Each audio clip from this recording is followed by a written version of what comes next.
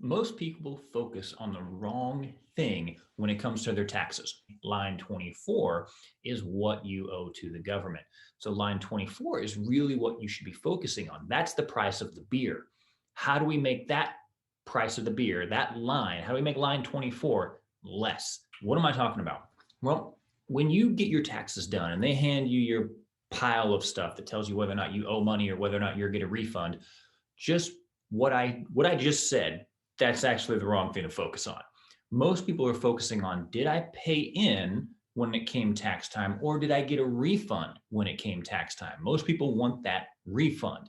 And that is the wrong focus. That would be like if we went to, so since we're in Lawrence, Kansas, is basically right down the road from the Royals or the Chiefs. Let's use the Chiefs, since they won the Super Bowl here, not recently. Let's just forget about what happened in earlier this year in 2021, but they won in 2020. So let's say we're at the Chiefs Stadium and we want to buy a beer, and that beer costs $8.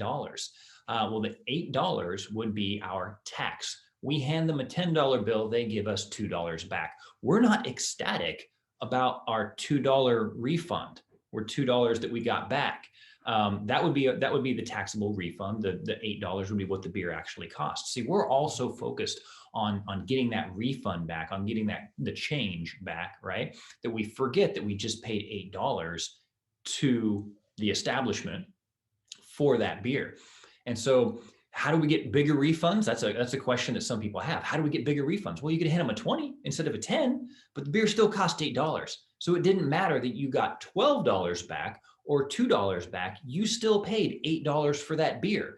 And so a lot of times that's the misunderstanding of whether or not somebody had a good year from a tax standpoint or a bad year from a tax standpoint, is whether or not they got change back when they bought their beer.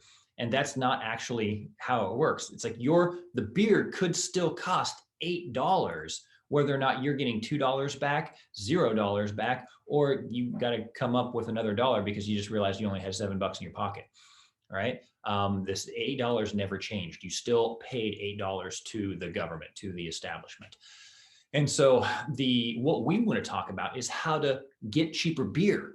How do we make that $8 beer a $7 beer or a $5 beer? That's what we're working on. So it doesn't matter if you're getting $2 back or $5 back or $12 back. We want to make the beer less. We want to make your actual tax liability less. If you're looking on your Form 1040, that refund usually shows up on like line 34, the 1040, at least for the 2020 version. It shows up on line 34. You probably just scroll through the entire amount of your tax return just looking for that line 34. Did you get a refund? And that has the amount on it right there, when actually what you should be looking at is line 16.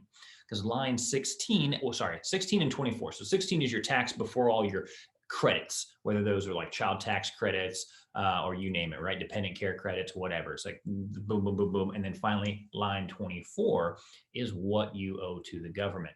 So line 24 is really what you should be focusing on. That's the price of the beer.